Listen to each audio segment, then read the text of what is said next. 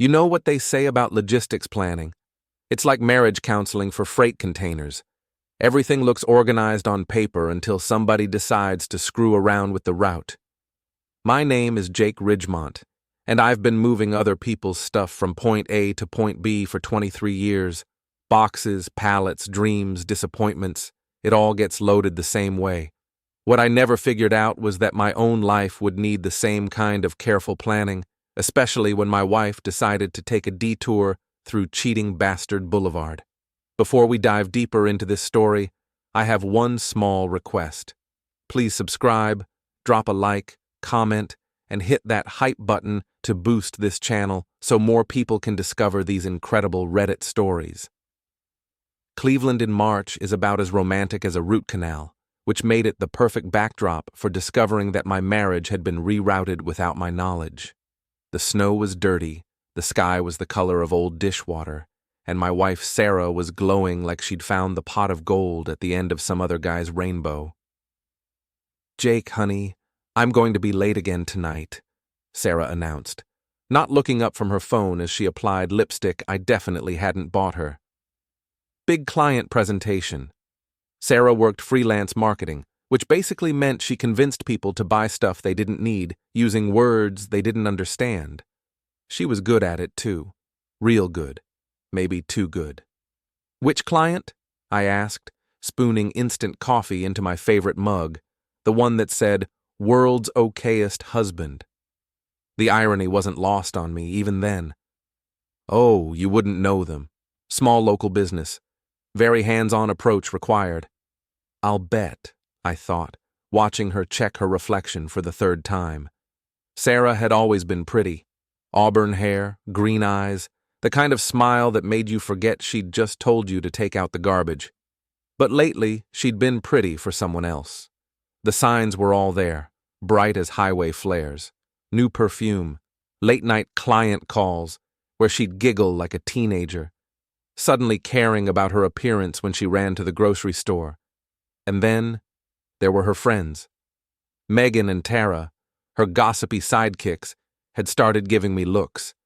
You know the kind. Part pity, part amusement, like they were watching a man walk into a glass door in slow motion. They'd whisper and glance at me during our backyard barbecues, their conversations stopping when I got within earshot. "Poor Jake," I'd heard Megan say once. "He has no idea." "Sarah's finally living her best life," Tara had added.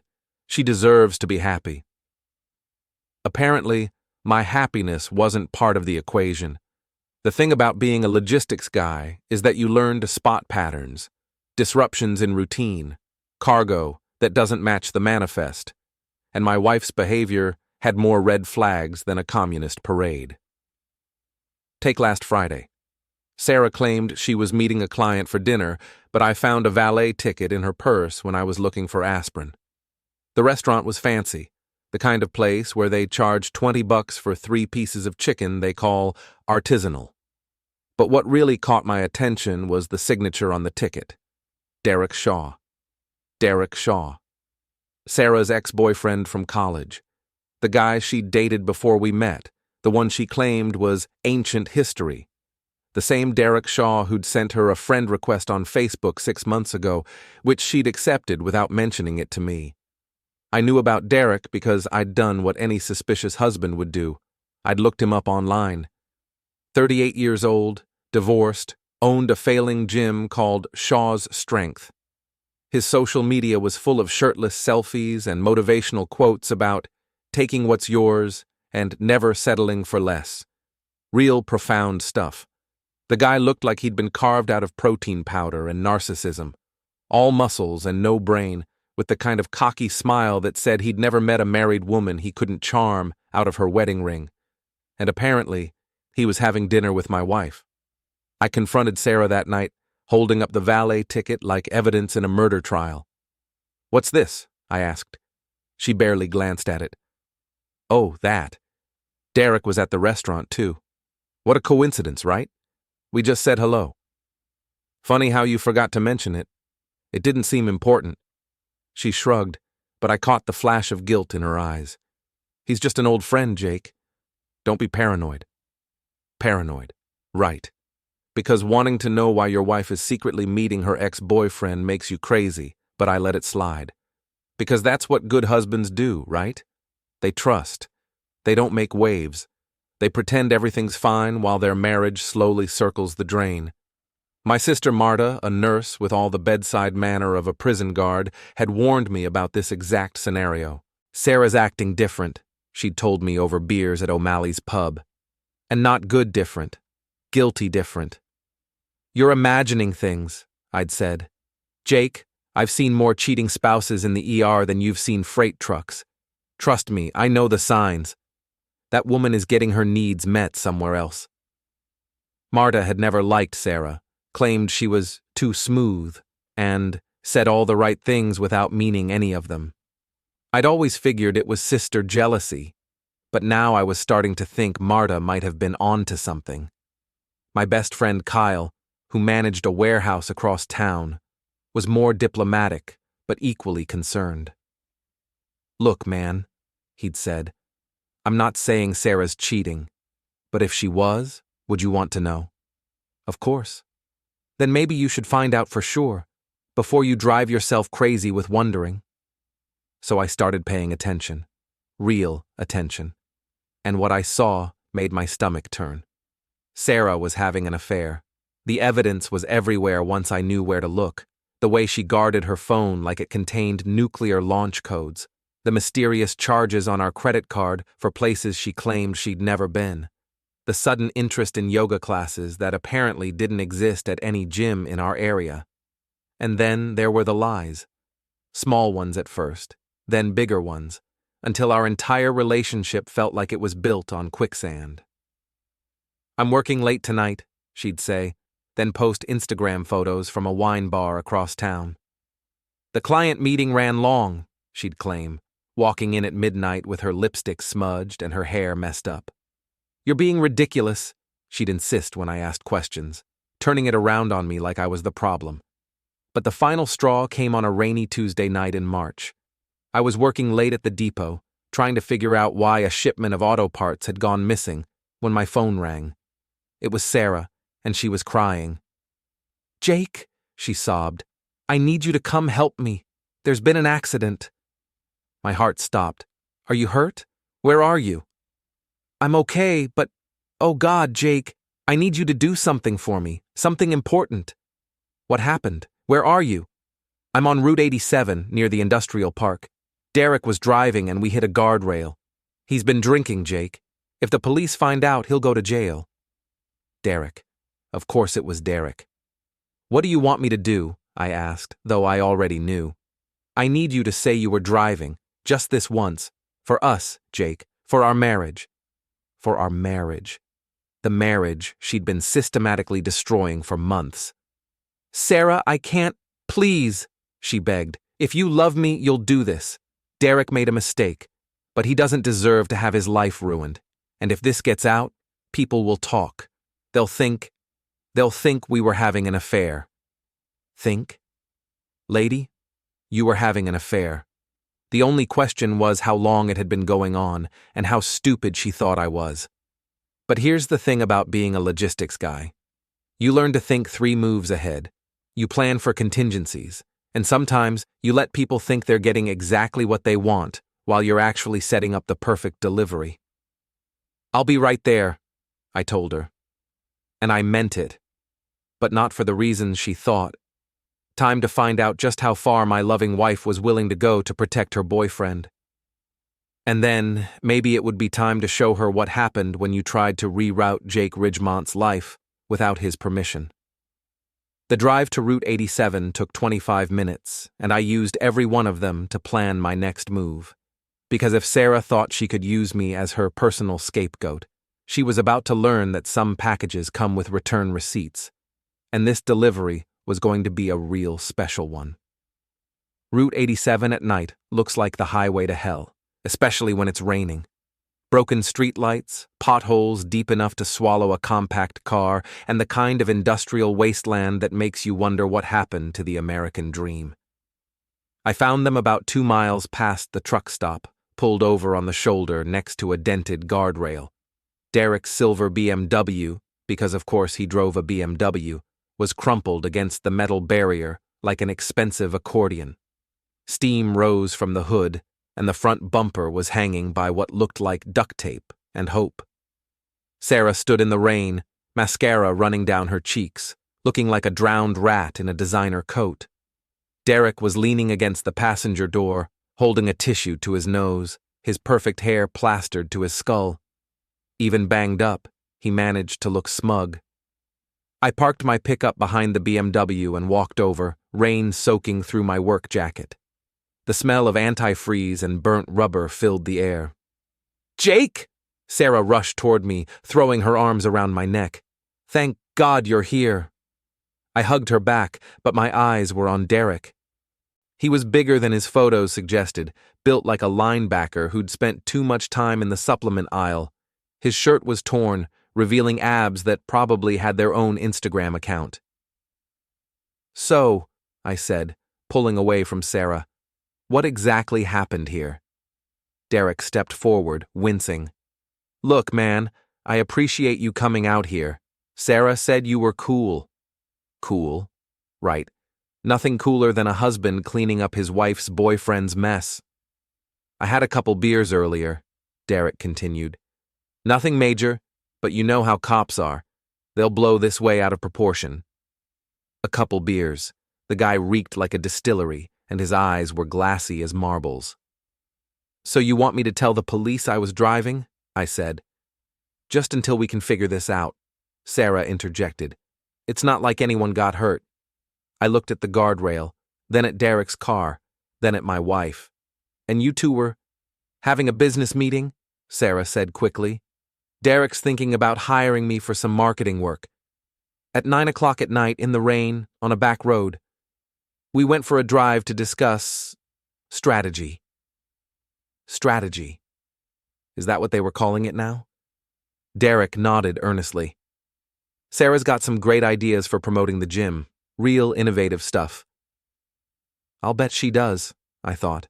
"Probably involves a lot of hands-on demonstrations." "Here's the thing," I said, walking around the BMW to inspect the damage. "I'm trying to understand the logistics here. You're driving drunk, you crash into a guardrail, and your first call is to my wife's husband. That about right?" Derek's jaw tightened.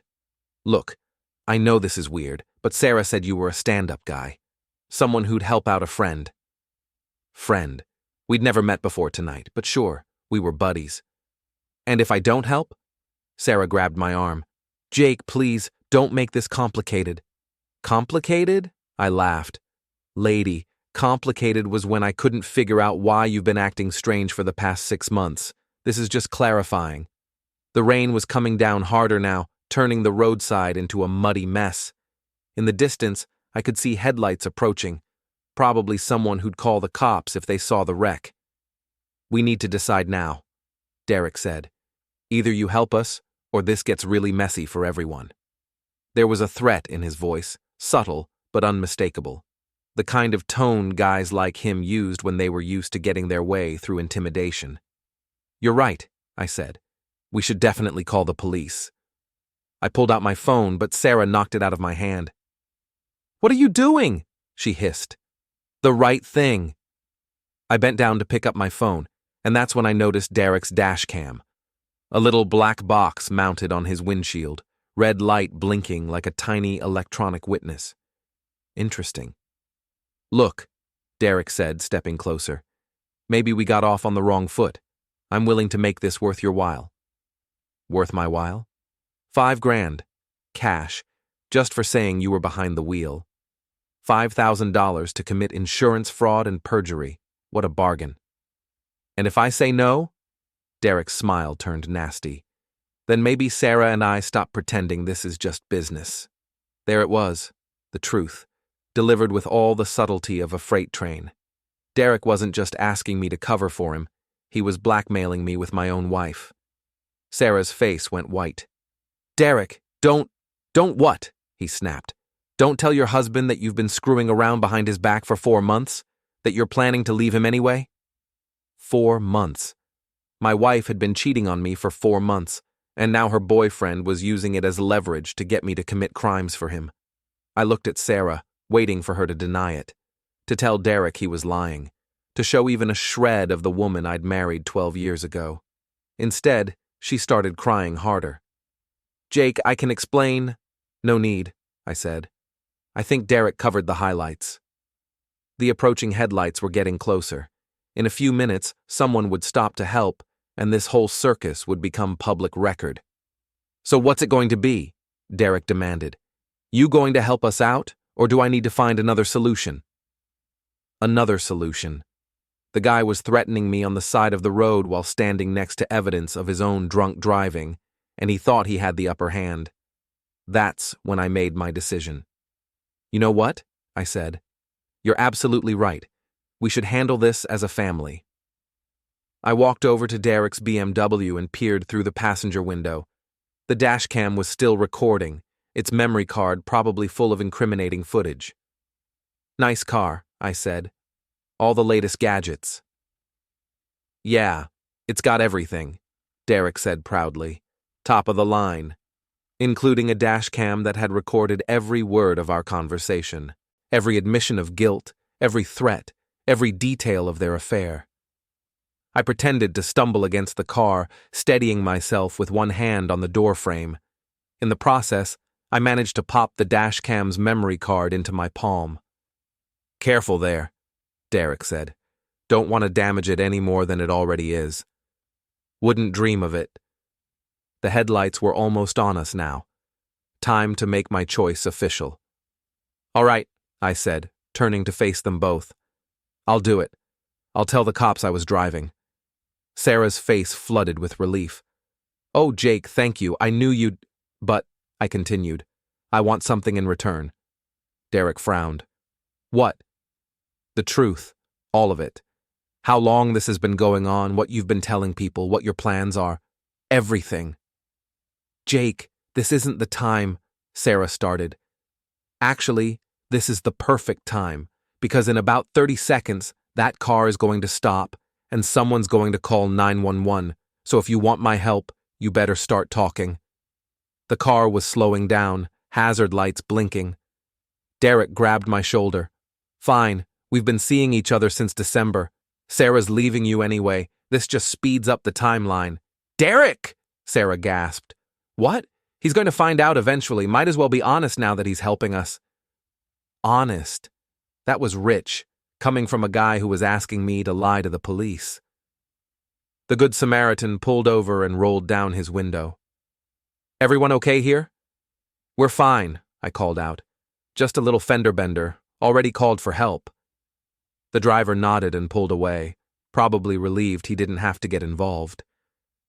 "So," I said, turning back to my wife and her boyfriend, "anything else I should know before the cops get here?"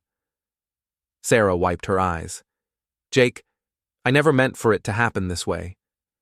But it did happen. And now you want me to clean up the mess." "Just this once," she pleaded. "After tonight, we'll figure everything out. We'll get counseling. We'll work on us." "Us?" I laughed. "Lady, there is no us. There's you, there's him, and there's me holding the bag." Derek checked his phone. "Look, we don't have time for marriage counseling. The cops will be here soon. Are you going to help or not?" I looked at my wife, standing in the rain, makeup ruined, begging me to commit fraud to protect the man she'd been cheating with. Then I looked at Derek, bleeding and drunk and arrogant enough to think he could threaten me into compliance. "Yeah," I said, "I'll help." But not the way they thought. The dashcam memory card felt warm in my pocket, like a little electronic time bomb, and I was about to light the fuse. "Just remember," I told them both, "you asked for this." The police arrived 15 minutes later, 2 patrol cars and an ambulance, their red and blue lights turning the crash scene into a disco from hell. Officer Martinez, a guy I recognized from the neighborhood, took one look at the situation and shook his head. "Let me guess," he said. "Nobody saw nothing, nobody knows nothing, and it's all just a big misunderstanding." "Actually," I said, "I've got something that might help." I pulled out my phone and showed him the dashcam footage I'd already uploaded to the cloud. Amazing how fast you can work when you're motivated. The video was crystal clear, despite the rain. Derek behind the wheel, obviously drunk, swerving all over the road before clipping the guardrail. But the real gold mine was the audio. Every word of our roadside conversation, including Derek's confession about the affair and his attempt to bribe me. Officer Martinez watched the footage twice, his expression getting grimmer with each viewing. "Mr. Shaw," he called out, "could you step over here, please?" Derek was still trying to play it cool, but I could see the panic creeping into his eyes. "Is there a problem, officer?" "Well, according to this video, you were driving under the influence. You tried to coerce Mr. Ridgemont into filing a false police report, and you admitted to having an affair with his wife. So, yeah, I'd say there are several problems." Sarah's face went white as fresh snow. "Jake, what did you do?" "The right thing," I said. Finally.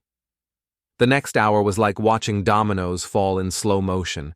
Derek was arrested for DUI, attempted bribery, and a handful of other charges that would keep him busy with lawyers for months. Sarah wasn't charged with anything criminal, but her role in the whole mess was now part of the official record. And in a town like Cleveland, official records have a way of becoming public knowledge real fast. By the time I got home, my phone was buzzing with messages. Word travels fast in our neighborhood, especially when it involves cheating spouses and drunk driving arrests. Kyle was the first to call. "Dude, is it true? Sarah was screwing around with that gym rat?" "Apparently so." "And he tried to get you to take the fall for his DUI?" "That too."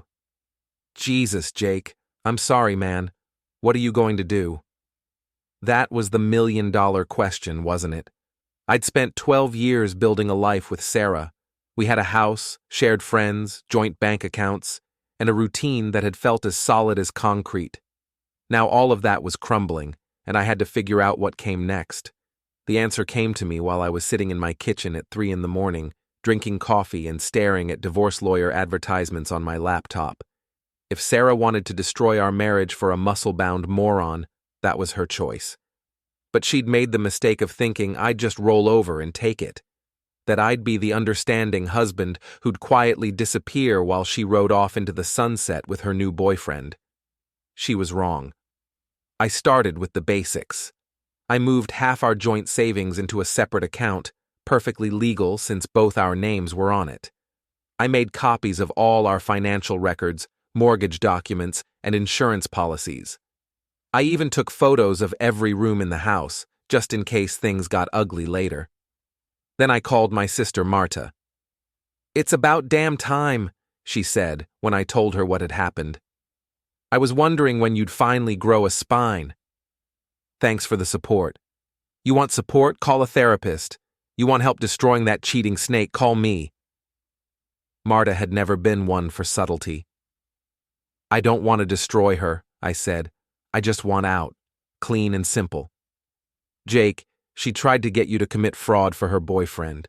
Clean and simple went out the window when she decided to screw around behind your back." She had a point. "What are you thinking?" I asked. "I'm thinking Sarah's about to learn that actions have consequences, and I'm thinking her boyfriend is about to discover that messing with my little brother was a very expensive mistake." Over the next few days, the fallout spread like wildfire. Sarah's friends Megan and Tara, who'd been so supportive of her finding happiness, suddenly weren't taking her calls. Turns out, being complicit in adultery was one thing, but being associated with insurance fraud was another. The local news picked up the story, not because it was particularly newsworthy, but because it was a slow week, and local woman's affair leads to DUI arrest, was the kind of headline that sold papers. Sarah tried calling me a dozen times, but I let everything go to voicemail. Her messages started out angry, then became pleading, then turned desperate. "Jake, we need to talk. This is getting out of hand. People are saying terrible things about me. You have to help me fix this. I made a mistake, but we can work through this. Please call me back." I didn't call back. I was too busy planning my next move. Derek's gym was struggling even before his arrest. Turns out, getting busted for drunk driving and trying to corrupt witnesses isn't great for business. His social media pages, which had been full of motivational posts about conquering your goals, were now flooded with comments about conquering other people's wives. I may have contributed to that conversation, anonymously, of course. But my real masterstroke came when I remembered something Derek had said at the crash site, that Sarah was helping him with marketing for the gym. A quick check of the business registration records showed that Shaw's Strength was behind on rent, had several unpaid vendor bills, and was basically hemorrhaging money. Derek had been desperate for help, which explained why he'd been willing to pay Sarah for her consulting services. Except Sarah wasn't a registered business consultant. She didn't have a license, didn't carry professional liability insurance, and hadn't reported any of the income on her taxes. I made a few phone calls to the right people, and suddenly Sarah was dealing with inquiries from the IRS, the state licensing board, and Derek's creditors who wanted to know where their money had gone. The beauty of it was that I hadn't lied about anything or broken any laws. I'd simply made sure the right information got to the right people at the right time. It's amazing what you can accomplish when you understand how systems work. But Derek wasn't going down without a fight. 3 days after his arrest, I came out of work to find my truck keyed from bumper to bumper, with snitch spray-painted on the driver's side door. The security cameras in the parking lot had mysteriously malfunctioned that day, so there was no proof Derek had done it, but I knew it was him. The guy was too arrogant to be subtle about his revenge. That's when I realized this wasn't going to end with a quiet divorce and a clean split. Derek saw me as the enemy who'd ruined his life, and Sarah was too invested in their relationship to just walk away. If they wanted to play hardball, I was happy to oblige. I called Kyle and asked him to meet me at O'Malley's. We needed to talk strategy. "This is getting serious," Kyle said over beers. "The guy's already escalating to property damage. What's next?" "I don't know, but I'm not going to sit around waiting to find out." "So what's the plan?" I pulled out my phone and showed him the photos I'd taken of my truck.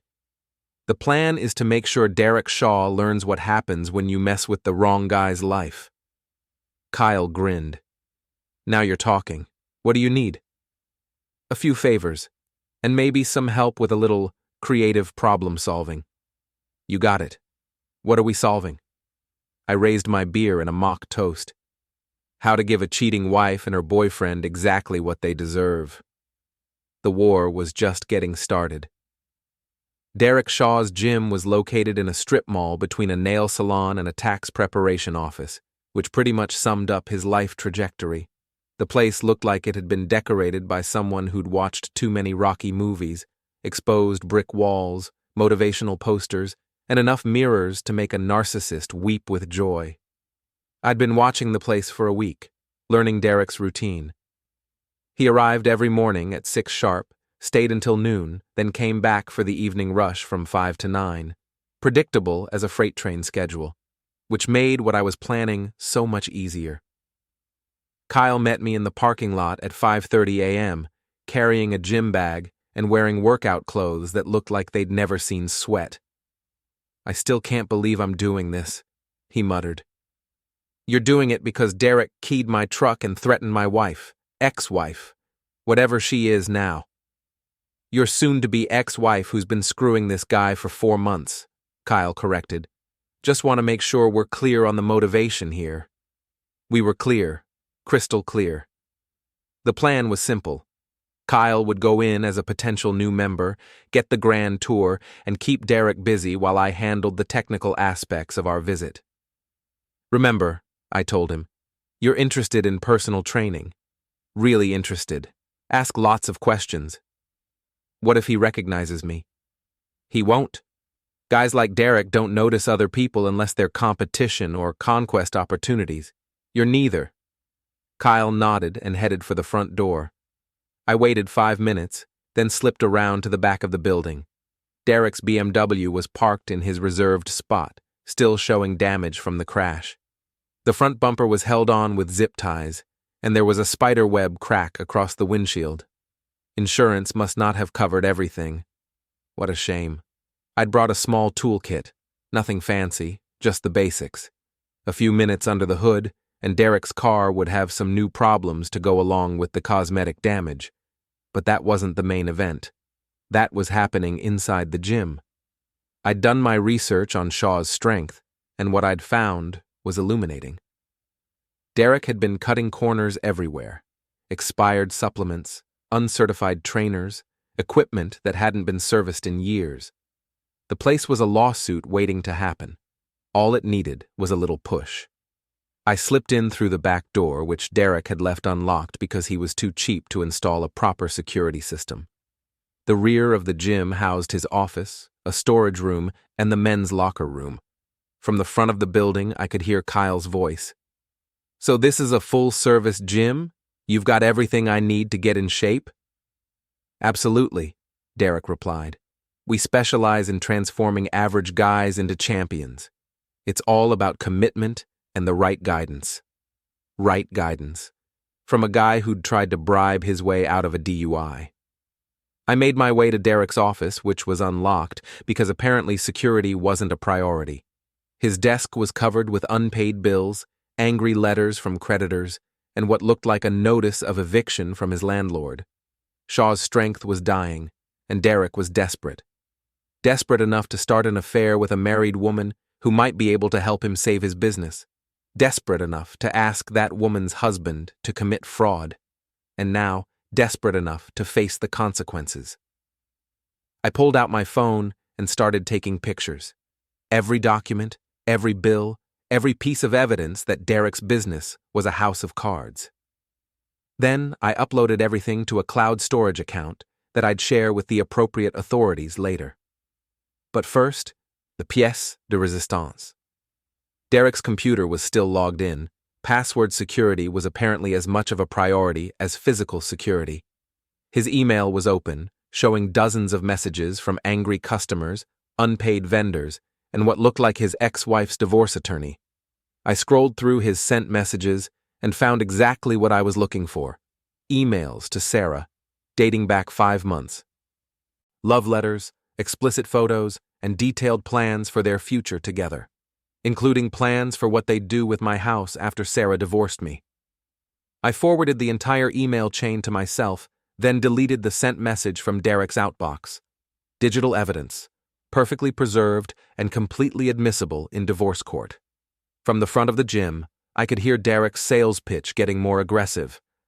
"Look, I can see you're serious about this. What's it going to take to get you signed up today?"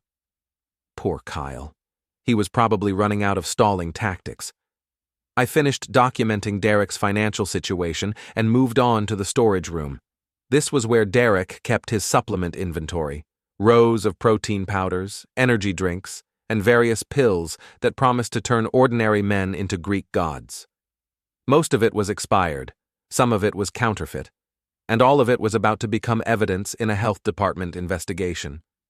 But not before I made one small adjustment. I found Derek's personal stash of protein powder, the expensive stuff he used for his own workouts, and made a substitution. Nothing dangerous, just a harmless laxative powder that looked identical to his usual supplement. Call it a practical joke with a purpose. 20 minutes later, I slipped back out the way I'd come. Kyle emerged from the front door a few minutes after that, looking exhausted. "How'd it go?" I asked. That guy could sell ice to Eskimos. I'm now the proud owner of a 6-month gym membership I'll never use. "Small price to pay. Did you get what we needed?" Kyle held up a small device, a wireless camera, no bigger than a thumb drive. "Planted it behind the front desk, just like you asked. We'll have a front row seat to whatever happens next." What happened next was beautiful. Derek's morning routine included a post-workout protein shake made with his special powder. By 10 a.m., he was making frequent trips to the bathroom. By 11 a.m., he'd had to close the gym early and rush home. The camera Kyle had planted captured it all, including Derek's frantic phone calls to his doctor and his desperate attempts to figure out what was wrong with him. But that was just the appetizer.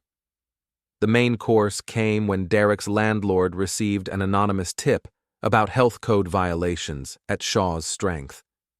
The subsequent inspection revealed expired supplements, improperly stored food products, and equipment that hadn't been maintained according to state regulations. The gym was shut down pending a full investigation. Derek's creditors, who'd been patient up until now, suddenly decided they wanted their money immediately. Funny how quickly people lose confidence when your business gets shuttered by the health department. And Sarah, who'd been counting on Derek's financial stability for their future together, was now facing the reality that her boyfriend was broke, unemployed, and facing multiple lawsuits. She called me that night, sobbing. "Jake, you have to stop this. Derek's losing everything." "Not my problem," I said. "He thinks you're behind all this. He's talking about doing something crazy." "Like what? Keying my truck again?" "I'm serious, Jake. He's really angry. I'm scared of what he might do." I almost felt sorry for her. Almost. "Sarah, you made your choice. You chose him over me, chose to lie and cheat and try to make me an accessory to fraud. Now you get to live with the consequences." "But this isn't just about me anymore. Derek's talking about coming after you directly." That got my attention. "What do you mean?" "He knows where you work. He knows your routine. Jake, I think he's planning to hurt you." I hung up and immediately called Kyle. "Change of plans," I told him. "We need to accelerate the timeline." "What happened?" "Derek's getting desperate, and desperate people do stupid things." "So, what's the new plan?" I looked out my window at the quiet suburban street where I'd lived for 12 years, where I'd thought I was building a life with someone who loved me. Now it felt like a battleground. The new plan is to make sure Derek Shaw learns what happens when you threaten the wrong guy. Time to end this once and for all. Derek made his move on a Thursday night. I was working late at the depot trying to track down a missing shipment of medical supplies when the security guard called me over to the monitors. "Mr. Ridgemont, you might want to see this." The parking lot camera showed a figure moving between the cars, carrying what looked like a crowbar. Even in the grainy black and white footage, I could tell it was Derek. The guy had the subtlety of a freight train. "Should I call the police?" the guard asked. "Not yet. Let's see what he's up to first." We watched Derek approach my truck, which I'd parked under a light specifically for this reason. He looked around to make sure no one was watching, then raised the crowbar. That's when the surprise I'd prepared for him activated. See, after Derek keyed my truck the first time, I'd installed a few upgrades: motion sensors, a car alarm that could wake anyone, and a camera system that automatically uploaded to the cloud. But the real beauty was the paint bomb I'd rigged under the driver's side door handle. Derek grabbed the handle to steady himself while he took a swing at my windshield. And boom! Bright purple paint exploded all over him, covering his face, his clothes, and his precious BMW parked nearby. The car alarm started wailing, the motion-activated floodlights lit up the parking lot like a football stadium, and Derek stumbled backward, cursing and wiping paint out of his eyes. "Now you can call the police," I told the guard. Derek was arrested for vandalism, trespassing, and violation of his bail conditions from the DUI charge. The paint bomb footage went viral on social media. Nothing like watching a cheating boyfriend get covered in purple paint to brighten people's day. But the real damage was just beginning. Sarah's friends, who'd been quietly supportive of her affair when it was just gossip, suddenly wanted nothing to do with her. Megan and Tara, her closest allies, were now treating her like she had a contagious disease. I found this out when I ran into Megan at the grocery store. "Jake," she said, looking embarrassed, "I owe you an apology." "For what?" "For encouraging Sarah, for thinking she was just going through a phase. We had no idea it would get this crazy." "Crazy how?" Megan looked around to make sure no one was listening. "She's been calling us non-stop, begging for money. Apparently Derek's legal bills are piling up and she's trying to help pay for his lawyer." "With what money?" "That's what we asked. She's already maxed out her credit cards, and now she's asking friends to loan her cash. It's pathetic." Sarah was broke. Derek was facing multiple criminal charges, and their fairy tale romance was turning into a nightmare. But I wasn't done yet. The next phase of my plan involved Sarah's professional reputation. She'd been telling people for months that she was a successful marketing consultant, building a client base, making real money. The truth was different. I'd been tracking our joint bank accounts, and Sarah's consulting income was mostly payments from Derek for services that had nothing to do with marketing.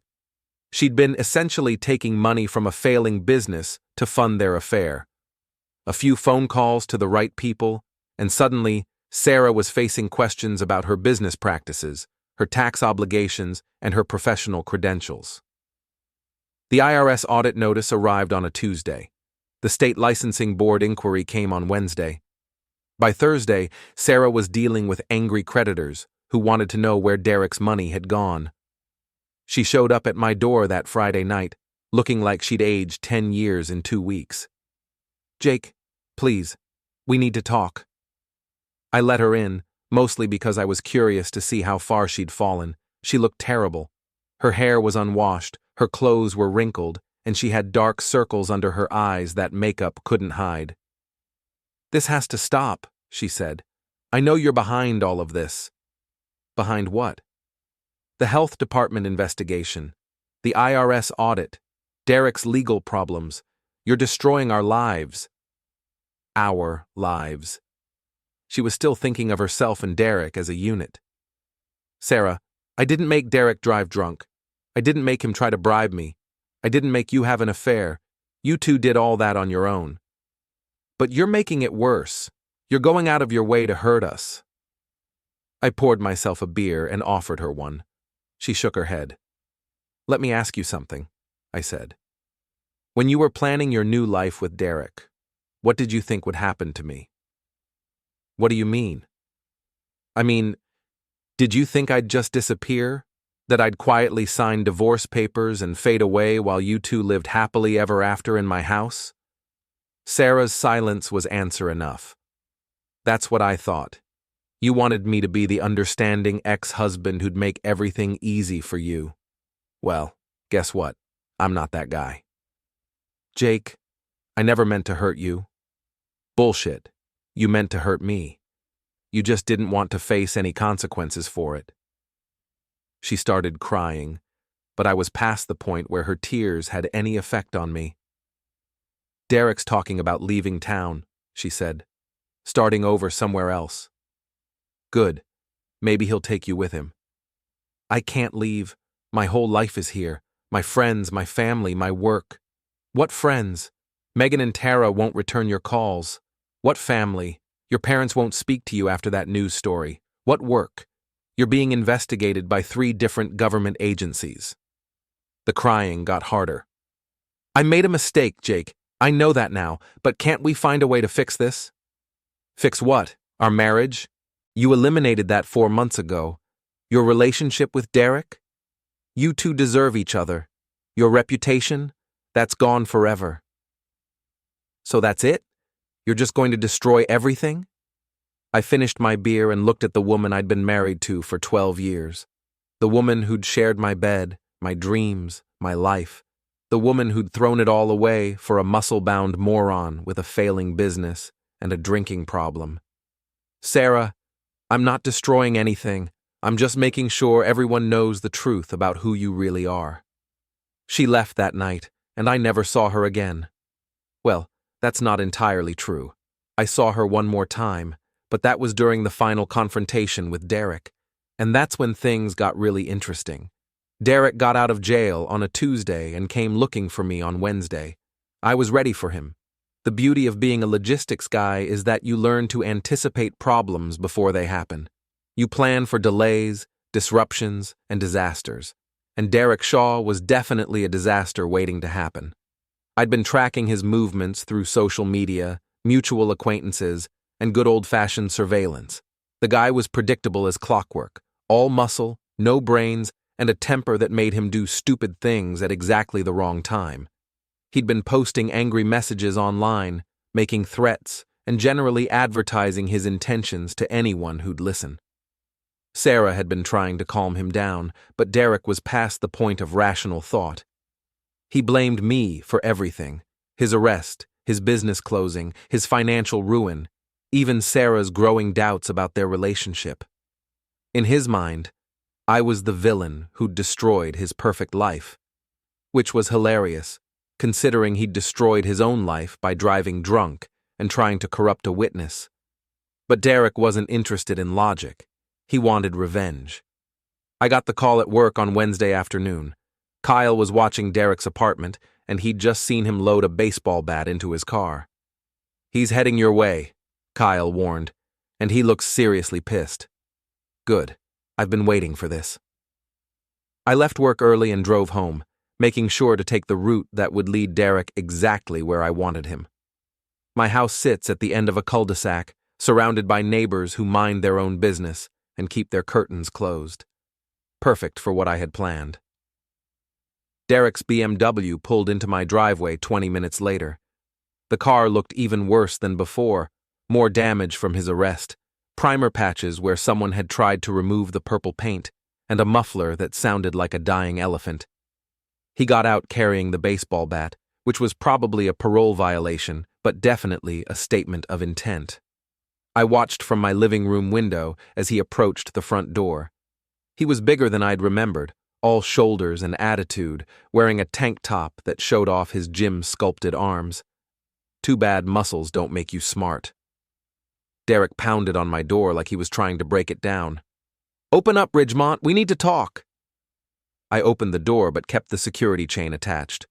"What do you want, Derek?" "You know what I want. I want you to stop screwing with my life." "Your life was screwed long before I got involved." He raised the bat. "Open this door, or I'll open it for you." "That would be breaking and entering, also assault with a weapon. You sure you want to add more charges to your collection?" "I don't care anymore. You've already ruined everything." That's when I knew I had him. When someone stops caring about consequences, they make mistakes. Big ones. "All right," I said. "Let's talk, but not here. Too many neighbors watching." I suggested we meet at the industrial park where this whole thing had started, the same stretch of road where Derek had crashed his car and tried to make me his scapegoat. "Neutral ground," I told him. "Just you and me." Derek agreed, probably because he thought he could intimidate me better without witnesses around. What he didn't know was that I'd been preparing for this confrontation for weeks. The industrial park at night was perfect, dark, isolated, and full of security cameras that I'd made sure were working properly. Derek pulled up in his damaged BMW, bat still in hand, looking like a man with nothing left to lose.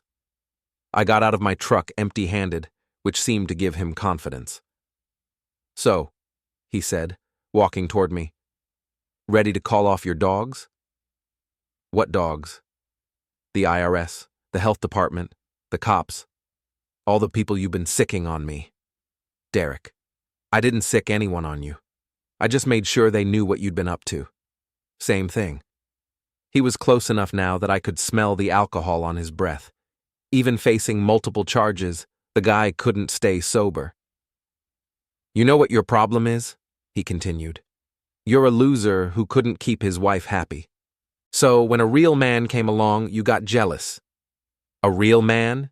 You mean a real man who drives drunk, tries to bribe witnesses, and threatens people with baseball bats?" "I mean a real man who takes what he wants instead of settling for scraps." He raised the bat, and that's when I triggered the surprise I'd prepared for him. The industrial park's loading dock had motion-activated floodlights. I'd made sure of that earlier in the day. When Derek stepped into the sensor zone, the entire area lit up like a movie set. At the same time, the wireless speakers I'd hidden around the area started broadcasting a recording of our conversation from the night of the crash, Derek admitting to the affair, trying to bribe me, threatening Sarah. "What the hell?" Derek spun around, looking for the source of the sound. That's when the real surprise arrived. 3 police cars, sirens blaring, lights flashing, converged on the loading dock from different directions. They'd been waiting for my signal. a text message I'd sent the moment Derek raised the bat. "Derek Shaw!" Officer Martinez's voice boomed over a loudspeaker. "Drop the weapon and put your hands up!" Derek looked around wildly, realizing he'd been set up. "You bastard!" he snarled at me. "You planned this whole thing. Just like you planned to destroy my marriage and make me your accomplice. Difference is, my plan worked." He swung the bat at me, but 12 years of moving freight had kept me in better shape than he'd expected. I dodged the swing and tackled him around the waist, driving him backward into the side of his BMW. The bat went flying, and Derek hit the car hard enough to set off the alarm. We wrestled for a few seconds, but then the cops were on us, separating us and cuffing Derek. "Jake!" Sarah's voice cut through the chaos. She'd been in Derek's car the whole time, and now she was stumbling out, looking terrified. "Sarah?" I couldn't believe she was there. "Why are you—" "She was trying to talk me out of coming here," Derek said, as the cops loaded him into a patrol car. "Trying to protect you. Guess she still loves you after all." Sarah stood there in the flashing lights, tears streaming down her face, looking like she'd aged 20 years. "I'm sorry, Jake," she said. "I'm so sorry for all of this." "Sorry doesn't fix anything." "I know, but I had to try to stop him. When I heard what he was planning, I couldn't let him hurt you." Too little, too late. But I had to admit it was something. Derek was charged with assault, violation of parole, and about 6 other crimes that would keep him in jail for a while. Sarah wasn't charged with anything, but her association with him was now part of the public record. The divorce was finalized 2 months later. Sarah got half of what was left after the legal bills, which wasn't much. She moved back in with her parents and started working at a call center. Derek served 18 months and moved to Florida when he got out. Last I heard, he was working at a car wash and living in a studio apartment. As for me, I kept the house, got a promotion at work, and started dating a nice woman named Jennifer, who thinks honesty is more important than excitement. Sometimes people ask me if I feel bad about what happened to Sarah and Derek, if I think I went too far with my revenge. The answer is simple. They made their choices, and I made sure they faced the consequences. They wanted to use me, lie to me, and destroy my life for their own benefit. Instead, they destroyed themselves, and that's exactly what they deserved.